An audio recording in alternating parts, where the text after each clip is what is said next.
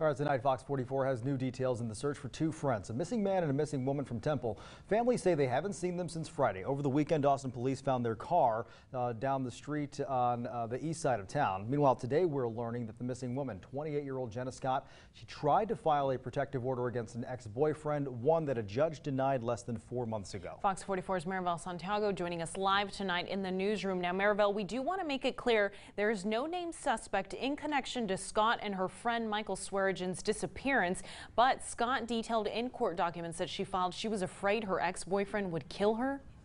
That's right, Robert Leslie. This is actually the copy of the temporary court protective order that Jenna Scott was granted against her ex-boyfriend back in July.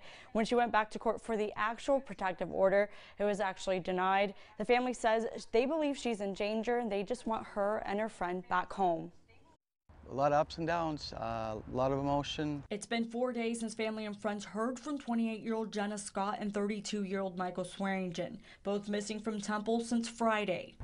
There's points of time where we're told just break down and cry, and of course sometimes we feel hopeful. Today, Fox 44 obtained this protective order filed by Scott against a man she was in a relationship with. We're not releasing his name because he is not facing any criminal charges at this time. The document shows Scott met the man on a dating app in 2015 and were dating since. She claims, quote, "Every time I try to break up with him, he threatens me." In documents, Scott says the ex-boyfriend told her he had killed someone in Oklahoma, but he was able to cover it up and he could do the same thing here. She also claims the ex-boyfriend told Scott he would hurt her family and her repeatedly. Records show Scott was granted temporary protective orders on July 27th for 20 days until a court hearing for a permanent protective order. Evidence provided to a judge for the order shows the ex-boyfriend violated that order twice, contacting Scott by email and then breaking into her home and preventing her from calling 911. Now police are trying to understand if there may be a connection between Scott's fear for her life